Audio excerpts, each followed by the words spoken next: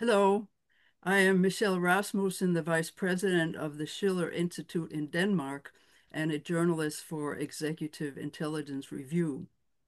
Today is May 22nd, just 2 days before the Schiller Institute's international conference in the United States and online. And I'm very pleased to interview Hussein Askary, who is the Schiller Institute's Southwest Asia coordinator, originally from Iraq, now living in Sweden. And Hussein has just come back from a trip to Southwest Asia, also called the Middle East, with many new insights. Thank you very much for giving us this interview. Thank you, Michelle. I'm happy to be with you.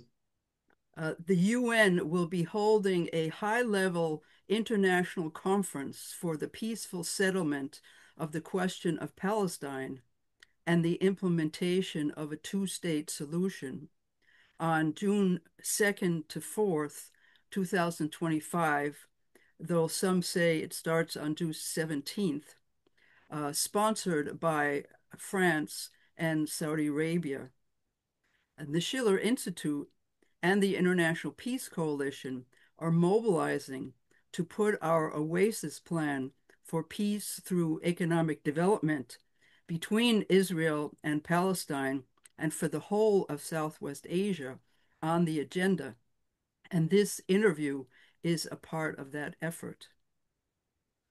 Hussein, as we speak, there are massive amounts of people who are dying in Gaza as a result of the new Israeli military offensive and from the blockade of humanitarian aid, all humanitarian aid going into the third month with a drop of aid being let in during the past couple of days after international pressure. What is the situation in Gaza and what has to be done to stop the killing? Well, the situation in Gaza has become a historic watershed moment, for all humanity today, because what is going on there is not only unacceptable, it's completely mind-boggling that it happened and it's continuing, and the whole world is watching it. And there is very little the international community can do in that sense. There are reasons why the international community cannot intervene forcefully. I can discuss that. But this is a very, very critical moment in history because it's a moral test for all humanity to move to stop this genocidal war. And the Schiller Institute conference comes in a very, very important moment with the enormous intellectual and mobilizing capability which comes with that. Any effort in the world, a small rally in a university, 100,000 man demonstration, or a major international summit, all these efforts are important.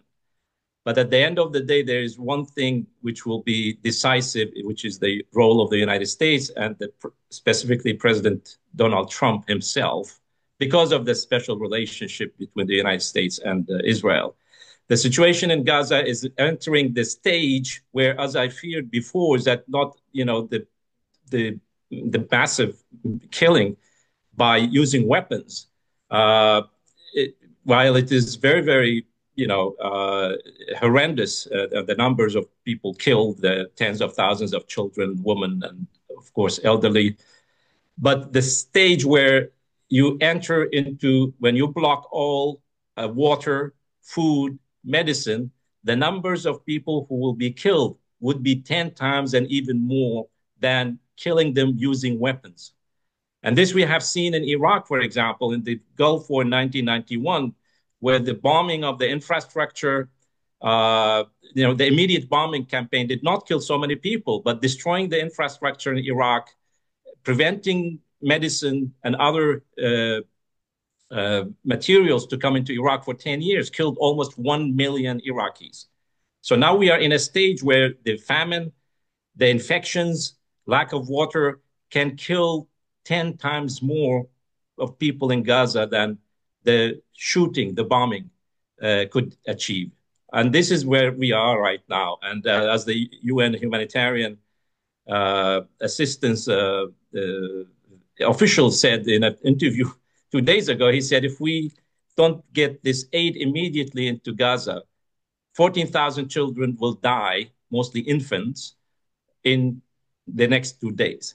So bad it is. And this is really horrendous. So this is where things stand. The issue is not simply to get the humanitarian aid. The issue is to stop the genocide, to stop the war, and put an end to the killing, but also bring things back to the negotiations table.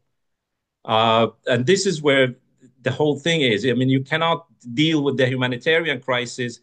It's like, the Netanyahu's plan is to bring the Auschwitz guards to distribute food to the prisoners in Auschwitz, in the concentration camp. The real solution is to close the concentration camp and the blockade and the policies which go back many, many years back of blockading Gaza and depriving them of every possible necessity of life. Now, the thing is, there's question of peace. There's a statement, I think, attributed to the Mahatma Gandhi, where he says is that there is no road to peace. Peace is the road. What that means is that you have to, in your mind, consider, for example, the people of Gaza. You have to, from the very beginning, to prevent conflict. You have to prevent by looking at the other side as human beings. And this is where the issue is. Do we consider the people in Gaza? Do the Israelis consider the people of Gaza as humans, created in the image of God, like themselves? And if that is the case, how do you deal with your person who is like you, who has the same identity, aspirations, hopes for their children, and demands for life? And this is really the whole issue. I mean, I was reading while I traveling in West Asia or the Middle East, The Art of War by Sun Tzu. And people who look for fighting techniques there would be disappointed because most of the book is about preventing conflict. This is the real issue. You have to think in that way, that how do you prevent the conflict from taking place? What steps you take, not only by you, but also by the other side, to make sure that there is no conflict. And if there is a conflict, how to end it very quickly so you can have peace. So peace is not really something, it comes after the war. Peace is a state of mind, a state of relations where conflict becomes impossible. And I think this is very, very important. And because given the ideas which LaRouche has presented over the past 40, 50 years, this is really the issue. How do you bring in economic development, human development, cultural communication to make conflict obsolete? And this is really the issue of the Oasis Plan. It's not simply just stopping the fighting, stopping the killing. This is important right now as a first step, bringing in the humanitarian aid, stopping the military operation by Israel, and bringing a diplomatic process to the fore where the recognition of a Palestinian state, a two-state solution with implementation of previous United Nations resolutions, like Resolution 242, concerning the territories of the Palestinian state, the rights of the Palestinian state, bringing back what the Oslo Agreement actually had within it, is like the Appendix 3 and 4, which had many important aspects of economic development, building a development bank for Palestine, but also bringing a lot of infrastructure, agriculture, water, and so such development projects to Palestine, but also, as LaRouche argued, not only of Palestine, but for the whole region to fight desertification, create food security by bringing agriculture, building modern infrastructure, using the oil and gas wealth in the region for industrialization, and so on and so forth. So there are many, many steps, but immediately now we need to end this horrendous crime, which is being committed by blocking the aid and stopping the Israeli military operation.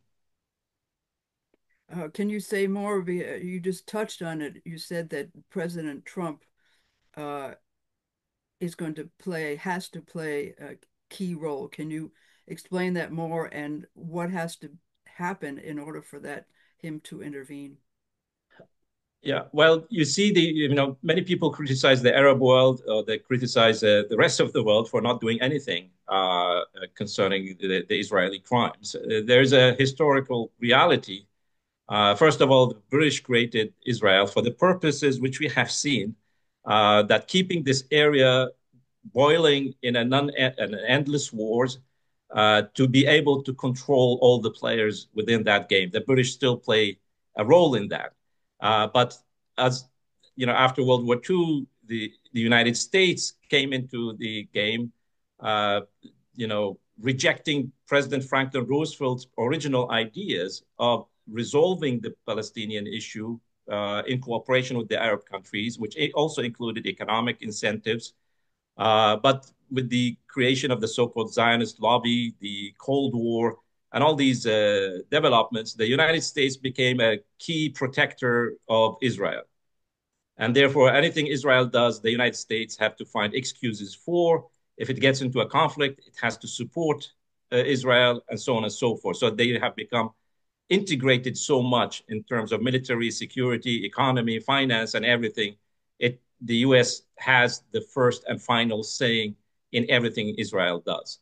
And it is both a disadvantage because nobody can get into, like Egypt, for example, or any other country. Egypt is the largest Arab country, it has the largest military.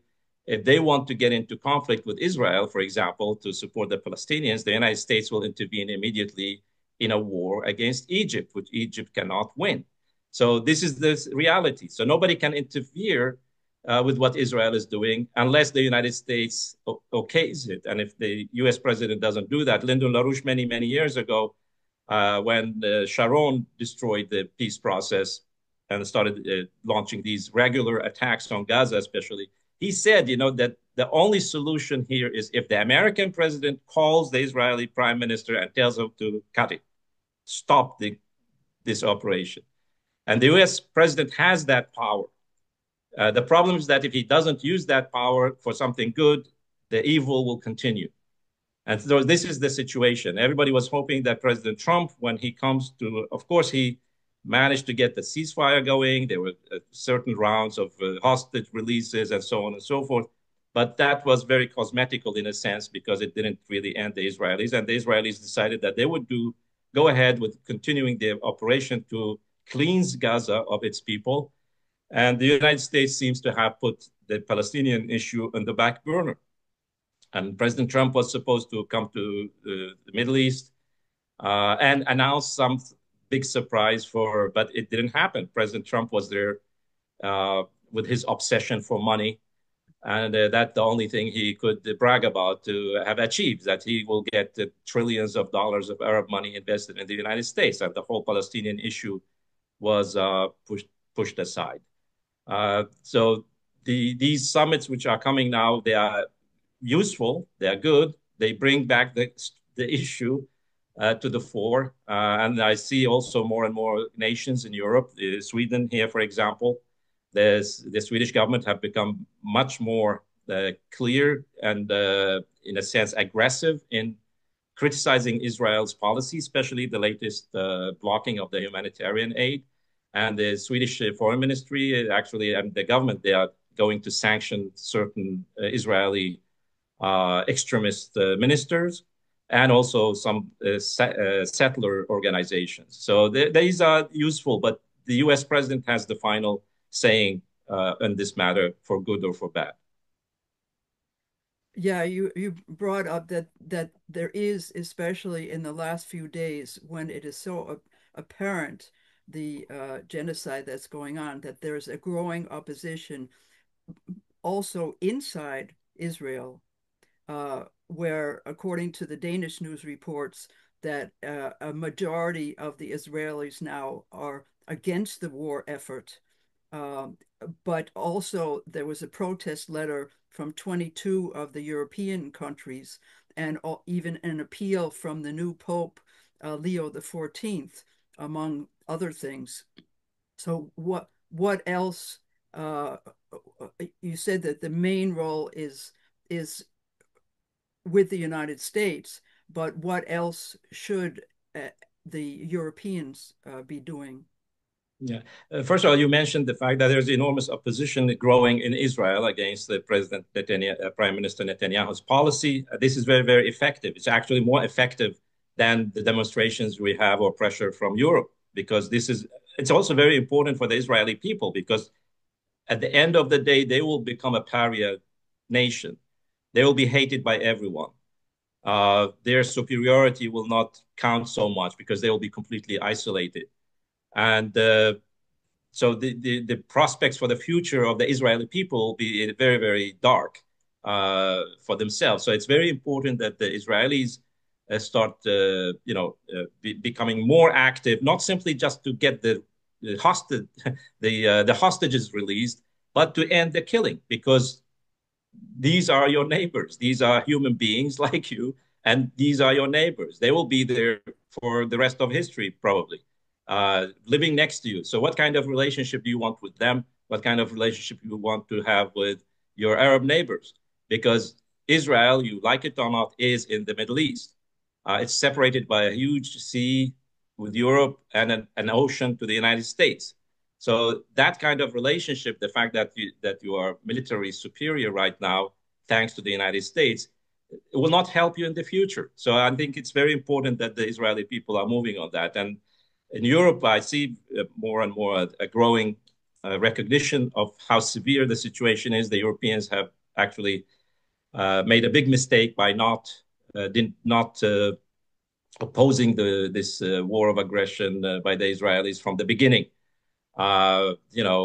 Pledging to support Israel and defending itself, that Israel has the right to defend itself. It's not doesn't have the right to defend itself because it's an occupation force. According to international law, the Palestinians have the right actually to take arms and get this occupation out. And there are UN resolutions saying this is an occupation. So, but the Europeans, they lost a lot of time, and we lost a lot of lives in the meantime by not immediately stepping in to pressure Israel to stop this war.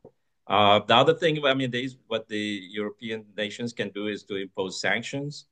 They can not do much like the US president can do, but they can impose sanctions, economic sanctions, break military and security cooperation. There's a lot of military security and intelligence cooperation between European countries and Israel, not only the United States and Britain. So all these pressures will play a role but as long as the Europeans are silent, the Israelis will feel comfortable in continuing this genocidal war. Yeah, but I would just add that the but killing of civilians should not be part of a resistance movement. Um, just to make that clear. Um, Back to the Oasis Plan. Can the Oasis Plan that was first that was first proposed by Lyndon LaRouche, the founder of our movement back in 1975, can you describe a little bit more what is the Oasis Plan and if it can be integrated with the Egyptian plan for the reconstruction of Gaza at the end of the war, which has gained a lot of support from many countries, and also the China's Belt and Road Initiative. So what is the Oasis Plan? How can this be integrated with other plans, including also the high-level Palestinian also said that there are Palestinian plans for reconstruction, and also why it is important that this discussion be part of the high-level international conference for the peaceful settlement of the question of Palestine and the implementation of this two-state solution in June. Yes, well, the Oasis Plan, I mean, Lyndon LaRouche presented this very long time ago, the 1970s, when he visited Iraq. There were discussions with people in both in Arab countries, but also with Israeli officials to convene a conference, I think, in Paris already then. But the idea is to, as I said earlier, to implement the concept of peace through economic development. That there will be no peace, and no stability, and no security without economic prosperity combined with it. Or as a preventive method, as I mentioned earlier, you have to prevent conflict in the first place. It's like, dealing in medicine. With little effort, you can do enormous preventive actions to prevent the disease from, taking hold. Or if you use a little bit more effort to deal with the conflict or the disease when already it's breaking, you can still save a lot of energy. So it's a least action possibility. But when the conflict reaches such a level, it will take enormous efforts to both rebuild things and start the development process again. So the world has, and the region has lost like 40 years since LaRouche first announced this, and the US administrations and Europeans also contributed to losing that time by not listening to Lyndon LaRouche, because he said when the Oslo Agreement was announced that put the shovels on the ground, start with building projects, start with infrastructure, start with water, because the biggest issue in the region is water, not oil. Building industries, building agriculture, food security is a major issue in the whole region. So this whole idea is use economic development as a way of getting people in the region to work together and recognize the humanity in each other, because we all have the same needs, we have the same aspirations, we have the same hopes for our children and grandchildren. This is the way to do it, not by simply signing some political papers, or as LaRouche called it, making real estate arrangements about this piece of land, that piece of land. Although this is important, but that was not the way to start talking about peace. You have to start talking about peace by saying what kind of future we want to have together.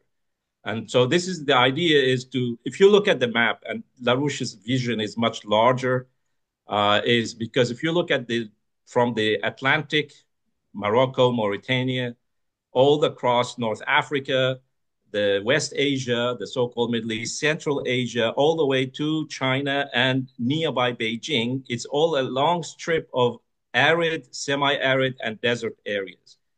So, and each area affects the other. So you have to intervene at different points if you want to stop the spread of the desertification, sandstorms, lack of water. You have to intervene at every part of these long stretch of desert, like the Chinese are doing now. I can say a little bit about that because I was in Xinjiang, in the Uyghur province, a couple of times, and I looked how they do this desert control and agriculture in desert areas. So by the first big issue is people say, let's plant trees. Oh, great, we can plant trees, but where would you get the water from? The rivers in the region, for example, there are no big rivers in Palestine, Israel, Syria, Jordan. There is a small Litani River, which is not that big. So you will have to start with water desalination. This is the major source of the desalination. The major source of fresh water is to desalinate the seawater. To desalinate seawater, you need a lot of energy. And Israel, Palestine, Egypt, Jordan, Lebanon, they don't have so much oil and gas, although there's offshore gas fields can be explored to generate one. But the Schiller Institute idea is to use small modular reactors, nuclear reactors, to both produce electricity, power for industrial and other economic activities, and also to desalinate seawater. There are also two projects which were already in the previous peace agreements, is to build two water canals, small canals or pipelines, one connecting the Red Sea to the Dead Sea and one connecting the Mediterranean to the Dead Sea.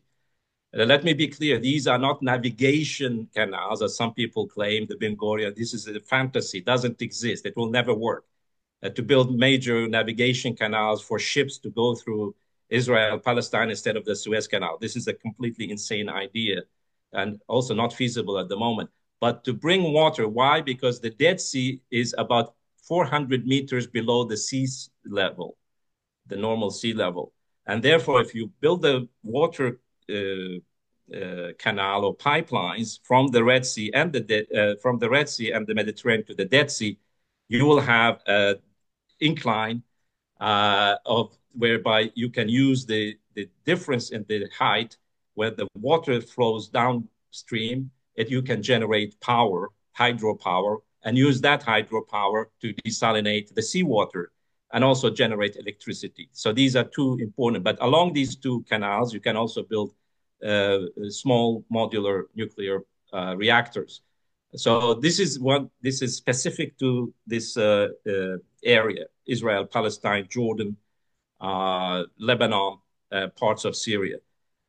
So because the rivers there's not enough. I mean, even if Israel steals all the water in the region, it will not be enough. The Tigris and the Euphrates in Iraq are also, the water is reduced there. Even in Iraq, we need a lot of water desalination. Mesopotamia, but the two rivers are not doesn't have enough water for the growing population in the region. So then you look a bit outside, you zoom out from Palestine, Israel, and you look at Egypt, you look at Iraq, as I said, you look at Saudi Arabia, the Gulf region, and further. And if you look at the geographical location of this whole region, it's fantastic. It's between two oceans and seas. It's between three continents. And LaRouche called it the crossroads of the world. And it is enormous advantage because the cost of transportation of goods and technology to the region and from the region will be very, very small compared to other regions which are isolated or landlocked. So the idea also to build networks of infrastructure in the whole region: transport, power, and water infrastructure. A great example now is in Egypt taking place right now. Although Egypt has the Nile River, its water resources are not enough for the growing population and secure its food needs. So Egypt is moving water from the Nile Valley, historical Nile Valley, to the west, to the desert areas. And now there's what they call the New Valley, where Egypt is adding millions of hectares of agricultural land, because this is very fertile land, but it doesn't have water. So Egypt is moving into that direction because Egypt has had very severe food shortages. They have to import corn, rice, and everything from Ukraine, from Russia, from the United States, from Australia. And when the prices go up, when the Egyptian currency goes down, this creates political destabilization. So Egypt now is becoming more and more a self-sufficient country in food. Egypt is also building nuclear power, the largest nuclear power plants in Africa being built there in cooperation with Russia in Al-Daba in the west of the country. So you have to integrate the infrastructure of power, transport, water of this whole region together and with the adjacent continents like Africa, Asia, and Europe. And this is where the Belt and Road Initiative comes in. And China has made enormous investments in the infrastructure in the region, but also it's relocating lots of industries into the region. Now, they have many agreements. You know, President Trump doesn't understand economy, doesn't understand economics. And the people were asking me, you know, like a Hong Kong newspaper, they asked me, will this replace the Belt and Road and China's role? I said, no, the United States, look at Trump. He's talking about money. Money is not economy. And these nations are not going to invest $6 trillion in the United States. This is total nonsense. It's not going to happen. He's talking about trade, buying weapons, and probably a few investments. But what these countries are asking for and are getting from China is infrastructure, modern technology, industries.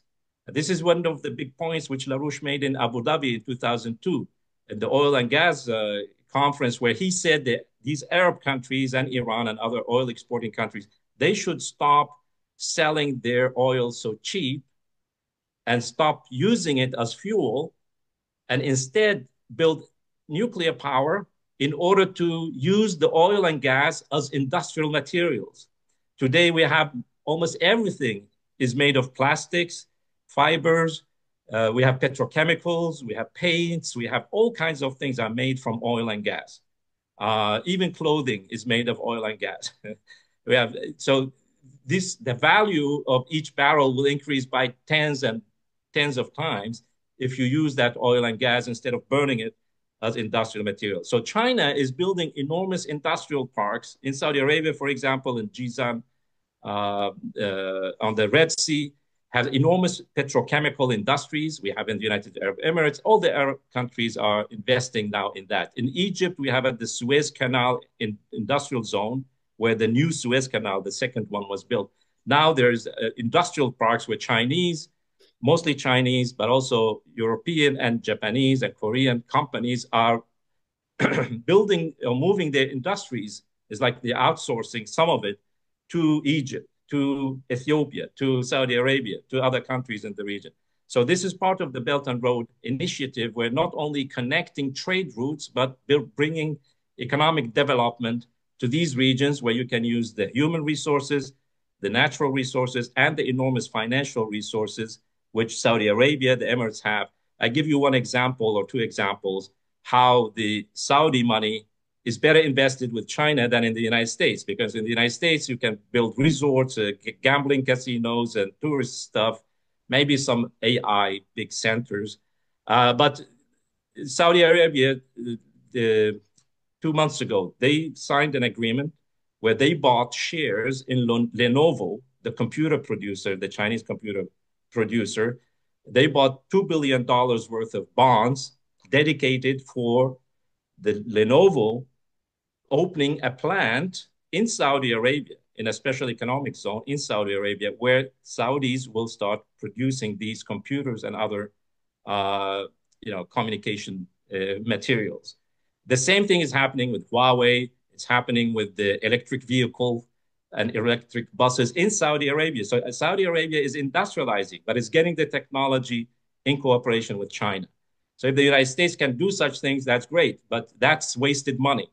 The money invested with China and the Belt and Road is not wasted money. It's actually increasing the value of that money successively. So the importance of the Belt and Road in that sense is quite decisive. One other issue is to fight desertification along the Silk Road. This is the ancient Silk Road, which I described, these deserts. There are two nations in the world who are leading in desert control, but also agriculture in desert and dry areas. And that's Israel, number one, and China, number two. It's quite difficult now to get Israel to share technology with the Arabs, whom some of these Israelis in power don't consider as human beings. But it's very easy to get it from China. So China has the world's most advanced desert agriculture and desert control technologies concerning irrigation, concerning afforestation. I was in Xinjiang and I saw these desert areas turned into fields of cotton production, fruit production. They built whole cities in the middle of the desert. Modern cities with modern infrastructure, sometimes better than European cities. So the Chinese have developed this ability to deal with both desertification and also turning desert areas like Xinjiang into productive agricultural areas. Also, they managed to break the isolation of Xinjiang. This is also a very important lesson. How do you do peace and security through economic development? Because in Xinjiang, you had the separatist and terrorist groups supported by foreign powers to destabilize China. So these terrorists, and they had like hundreds of terrorist attacks in Xinjiang, but also in the rest of China. So the Chinese managed to control the situation, not simply through security measures, as people claim here, but by economic and social development. China has invested in Xinjiang 3-4 times more than China has invested in all of Africa. Like in 2023, China invested $70 billion in infrastructure and industry in Xinjiang alone. In 3 years, China invests $50 billion in Africa. But in 1 year, it invested $70 billion, the equivalent of $70 billion in Xinjiang. They're building industries, they're building infrastructure, they are educating the population because it was quite backward area. The education was not good. The skills of the labor were not so good. So they had to educate the people to take on modern industrial jobs, but also modern agricultural jobs. I saw some of these farms are quite advanced. They use robots, they use drones, they use all kinds of modern technology. I also visited some textile industries. Unlike what is being discussed, I can share with you some of the videos. There's a whole factory where there are no workers in Xinjiang, a textile factory. It's fully automated, fully AI run factory. There were only two ladies who would just fix some machines here and there when they start peeping. You know? The whole factory, which is like usually will have thousands of workers, there were no workers in the factory. So there's so much to the slave labor claims. So this is a very important lesson from China to in Middle East, where we had conflict, uh, uh, terrorism, extremism, and all these things. Economic development, social development is key to resolving these things. Now, you mentioned the Egyptian plan, which is very, very important. I mean, the Egyptians, people have some strange ideas about African countries. Egypt is now one of the biggest construction sites on the planet. Egypt has built a whole new city, the new administrative city, to move all the government. It's not only moving the government offices and parliament. It has built a city which can take 7 million people. This is the largest new city built from the ground in a desert area in the world.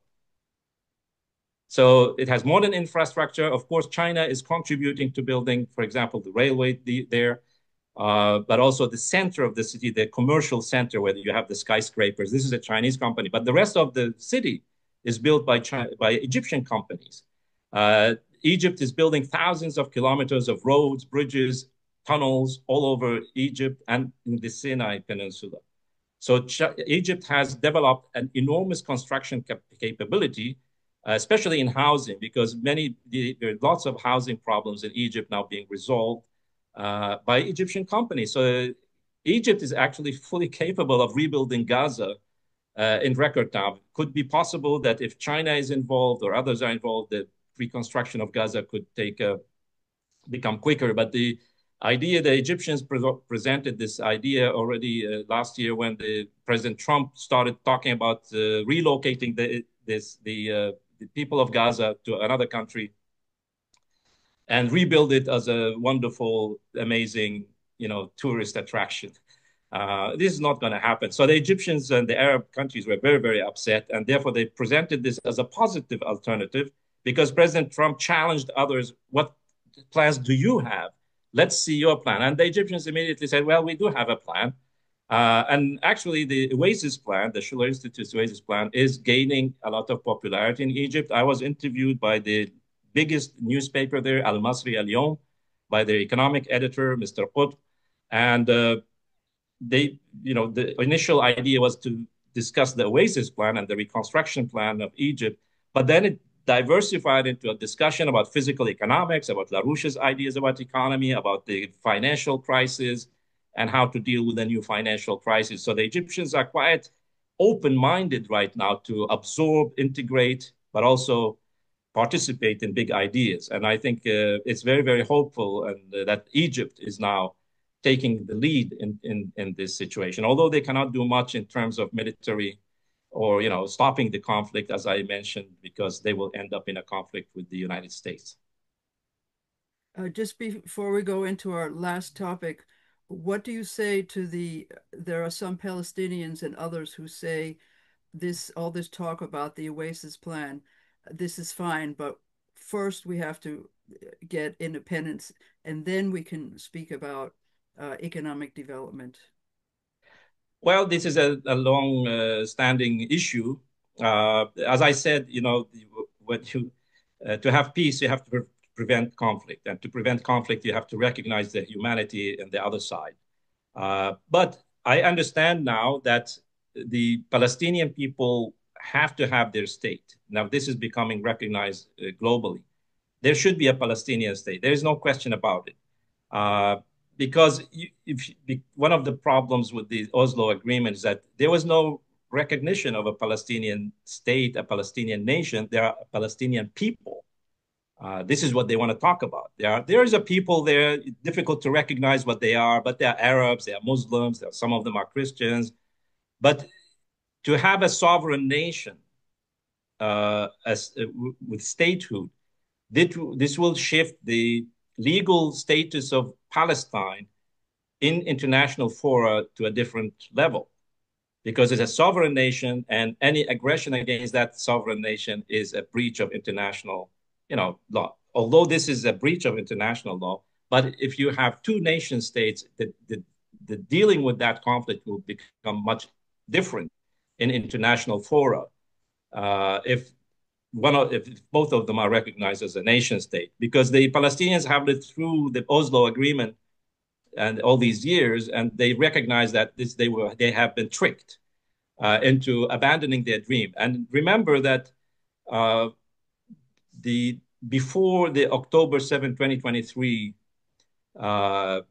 operation by Hamas. You remember you interviewed me. I gave a presentation to Copenhagen 1 week after that happened. And I said, I have my doubts about Hamas's motivations. And we know Hamas's background as being active together with the right-wing Israelis to sabotage the peace process. And the Muslim Brotherhood don't have a great record because they have always played into the hands of the British Empire. But there was one key issue that before that operation, months before that operation, and with the first Abraham Accords in the first Trump administration, the whole idea was to dilute and erase something called the Palestinian issue. That there will be peace between Israel and the Arab countries, but not the Palestinians. The Palestinians will exist there. We don't know which numbers, but they will exist as part of Israel somehow. But they will not be recognized as as Israeli citizens. So there was a big threat, and Netanyahu in September 2023 made a speech in the UN where he had a map of the region talking about the Abraham Accords, and there was no Palestine. And the idea was that, and still Trump is trying, but it's dead now, that Saudi Arabia, the most important Arab country there, to recognize Israel and have diplomatic relations. And the Saudis clearly said after this Gaza situation, they will not recognize Israel or have diplomatic relations unless there's a Palestinian state. And I think it's time now to have the Palestinian state. I understand why Palestinians are skeptical to these economic ideas as a solution, but because they have been betrayed many times. And in the Oslo Agreement, also some people said, "Oh, let's talk about economic issues. Why should we talk about the status of Jerusalem or the settlements? We can leave that for the future." And then they got tricked because Israel expanded more and more into Palestinian territories, more now than in 2020 in 2003. Sorry, 1993 Oslo Accord. So they lost a lot because of the peace accord. And they were promised lots of things which didn't materialize. We know who sabotaged the economic parts of the Oslo Agreement, like the World Bank, IMF, the US administration, the Europeans, the EU, and some Israelis, and also Hamas played a role in sabotaging all that in the 90s. So that's the status. I understand the Palestinians. I don't think it's a big thing to ask for now to have a Palestinian state recognized. What But let's not forget what we discussed: peace through economic development. As I said, peace is not the absence of conflict. Peace is to build something for the future and to recognize the humanity in our neighbors. what is your evaluation of the situation with Iran? Well, in Iran, there was both a lot of hope, but also you have recurring disappointments. You just need to look at the price of the dollar in the Iranian market every day. It goes up and down dramatically based on statements made by Trump or by his envoy, Witkoff, or by the Iranian foreign minister. So the people in the market will, either sell or buy dollar based on these statements. So it's a quite fragile situation, but it's still hopeful. People are very hopeful in Iran, but also in the neighboring countries because these conflicts, so-called proxy conflicts that Iran was involved in, also affected these countries because the Saudis, remember that the Chinese made a great effort to bring Saudi Arabia and Iran to the, diplomatic relations back to get there, and also somehow helped stabilize the situation in Yemen, although that was not a big success. But a lot depends on Iran in in the region, and many people are very hopeful that the negotiations will lead somewhere. So the Iranians are a proud and nation with long history. Uh, One thing which interesting that happened is that there even people who don't like the regime in Iran hope that Trump will regime change. There are many foolish people who think that would change anything. They don't look what happened in Iraq. Things didn't get better. But even those people who liked Trump in Iran, they changed their position when Trump started talking about the Arab Gulf instead of the Persian Gulf to change the name. So the Iranians, even those who are in opposition to the government in Iran, they started criticizing and attacking Trump and the United States. So Trump is not doing a great service to the peace negotiations by making these repeated weird discussions. But I think the Iranians, they say we have the right to have a civilian nuclear program. We need guarantees for our to have the full cycle, including uh, the uranium, refining and Enrichment. enrichment and so on to a certain level, which is useful for the power plants. But also they can bring in the Chinese and Russians as guarantors of this. Because remember, they spent 7 years negotiating the JCPOA, the previous agreement. 7 years were used. And then Trump comes in 5 seconds, says it's null and void. So the Iranians this time, they say, we are not going to accept this repetition of this and also the enormous sanctions that are imposed on Iran. One interesting thing is that if you look at Iran, in terms of the public services, in terms of food security, in terms of the healthcare, all these things actually much better than in Iraq, for example, where the United States and Britain have been active 20 years. Many people in Iraq travel to Iran for eye surgery, for other health issues that are not affordable in Iraq. They don't exist in Iraq. It existed in the 80s, but after 20, 30 years under American, British sanctions and war, Iraq infrastructure was destroyed. But Iran is doing much, much better actually than Iraq. The economic situation is much better there than in Iraq, although Iraq has more money because it can sell a lot of oil. Iran cannot. But Iran has built a massive infrastructure network, healthcare, social security, agriculture, because they're almost self-sufficient in many food items. So they have secured their position. They also are much more integrated with Russia and China and India in terms of these transcontinental corridors, like the North-South International Corridor, the Belt and Road, connection to Central Asia, even with Afghanistan, where they have had many problems with the Taliban. Things are coming back to normal. There's a lot of trade going on between Iran and Afghanistan. So but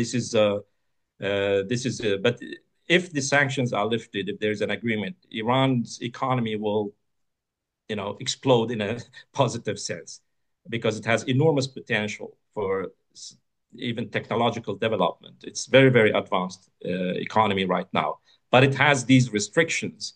The currency is very low because they cannot trade and get foreign currency. A lot of people invest their money in buying dollars, undermining their own currency because they cannot trust, because the currency can lose 30, 40% per year. And if you have savings, you lose your savings. That's the reality.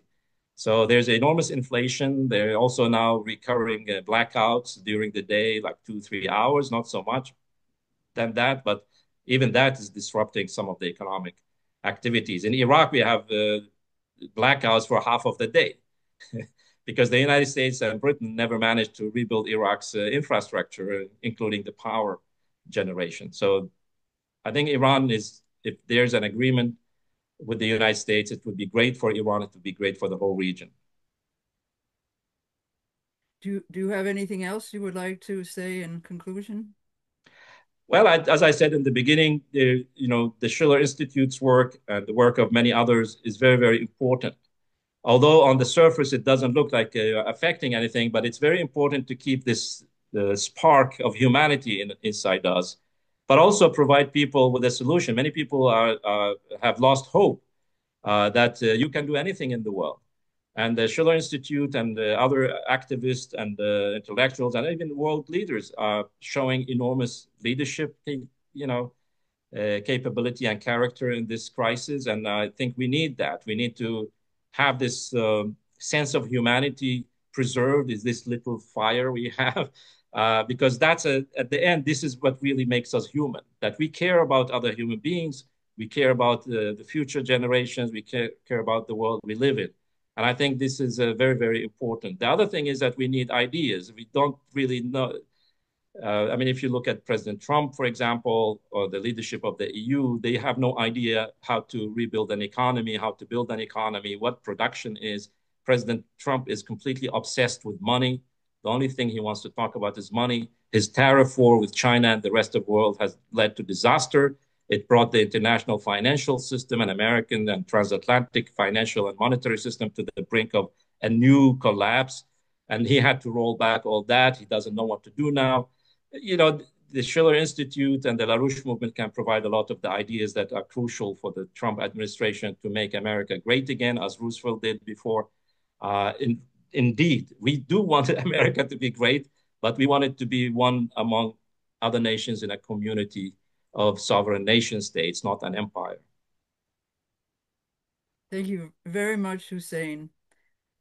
We urge you, our viewers, to do whatever you can to stop the genocide in Gaza and put the Schiller Institute's Oasis Plan for peace through economic development on the agenda. And there's a link to the Oasis Plan video, 14-minute video, in the description. And we urge you to watch and share the Schiller Institute's international conference, which is entitled A Beautiful Vision for Humanity in Times of Great Turbulence.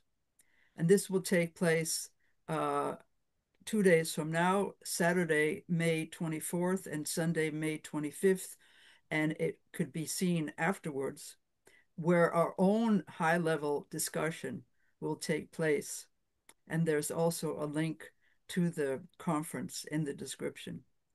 So again, thank you very much, Hussein. Thank you, viewers, for listening, and let us rise to the occasion to do what we need to do for the betterment of humanity.